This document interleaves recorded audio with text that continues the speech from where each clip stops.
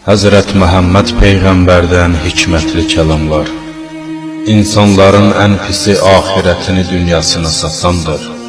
Bundan da pisi ahirətini başqasının dünyasına satandır.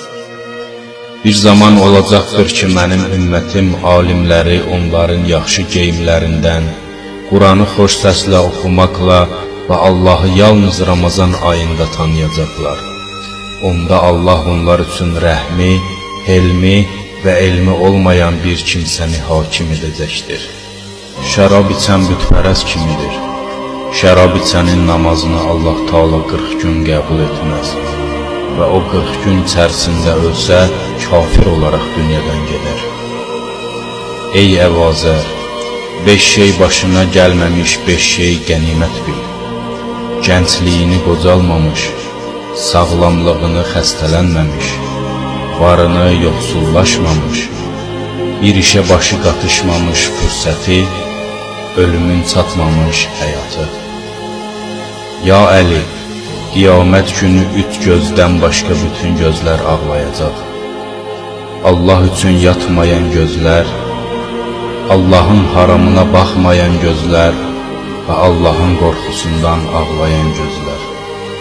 Sədəqə pis ölümün qarşısını alar, gizli sədəqə Allahın qəzəbini söndürər. Silə-i rəhm ömrü uzadar, yaxşı işlər pis ölümlərin qarşısını alar. Sədəqə su odu söndürdüyü kimi əzab atəşini söndürər. Ey Allahın bəndələri, sizlər xəstə, bütün aləmlərin yaradanı isə həkim kimidir.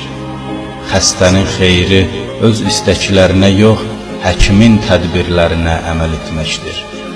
Ona görə də nicat tapmaq üçün Allahın əmrinə təslim olun. Həcc hər bir imkansızın cihadıdır. Halal mal qazanmaq cihaddır. Elmi gizlətmək yol verilməzdir. Xeyir işə vasitə olan və onun baş tutmasına səbəb olan şəxs xeyri yerinə yetirən kimidir. Hər bir yaxşı iş sədəqədir. İnsanlarla xoş davranmaq sədəqədir. Xoş söz sədəqədir. Abır-həyanın qorunması üçün sərf olunan hər bir şey sədəqə savabına malikdir. Ağlın afəti səfehlikdir. İbadətin afəti süstlükdür.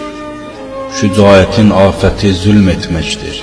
Səxavətin afəti minnət qoymaqdır. Gözəlliyin afəti özünü bəyənmə və təkəbbürdür. Əsl nəzabətin afəti iftixar etməkdir. Dinin afəti nəfsi istəklərinə tabi olmaqdır. Xoşbəxt odur ki, başqalarının başına gələnlərdən ibrət alsın. Günahın kəffarəsi peşman olmaqdır. Cümə namazı kasıbların həddidir. Oruc cəhənnəm odu qarşısında sipərdir. Mülayim və xoş rəftar olmaq bütün hikmətlərin ən üstünüdür. Qənaət mümkün olmayan bütün işlərin sərmayəsidir. Əmanətdarlıq ruzi gətirər, xəyanət fəqirlik gətirər. Sübh çağı yatmaq ruzini kəsər. Əmmamə mələklərin tacıdır. Həya başdan ayağa xeyirdir. Həyanın xeyirdən başqa səmərəsi yoxdur. Məscid fəhrizkarların evidir. Elmin afəti unutqanlıqdır. Sözün afəti yalandır. Təqva ən şərəfli əməldir. İmkan olduğu halda borcu qaytarmamaq zülmdür. İmkan olduğu halda dilənmək atəşdir.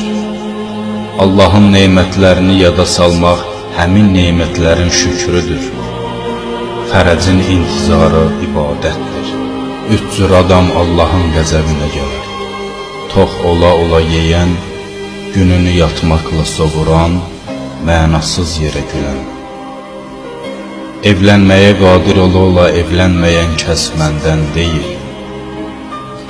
Üç qız uşağı böyüdənin, onları gözəl tərbiyə edənin, ərə verənin və onlara xoş münasibət bəsləyənin yeri cənnətdir.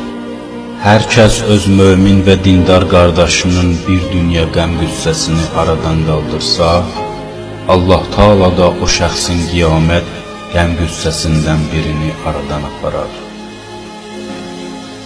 Yaxın qonşusu az ola tox yaşayan qonşu mömin sayıla bilməz. Meyrac gecəsində Allah Taala'dan xitab gəldi. Ey Əhməd, mənim məhəbbətim kasıbları və fəqirləri sevməkdir. Belə isə fəqirləri özünüzə yaxınlaşdırın, onlara öz yanınızda yer verin ki, mən də sizə yaxın olum. Möminin xərci azdır, mömin ayıq-sayıq və zirəkdir. Mömin ülfət və səmimiyyət əhlidir. Mömin o kəsdir ki, cəmaatın malı və canı ondan amanda olsun. Möminlər bir tikilinin tərkib hissələri olduğu üçün bir-birini saxlayırlar. Mömin möminə nisbəti başın bədənə nisbəti kimidir. Mömin qiyamət günü öz sədəqəsinin kölgəsi altındadır.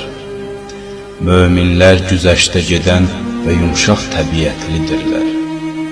Qış möminin baharıdır. Mən sizin aranızda iki şey qoyub gedirəm. Əgər onlara tabe olsanız, heç bir zaman yoldan çıxıb azmazsınız. O iki şey Allahın kitabı və mənim əhl-i beytimdir.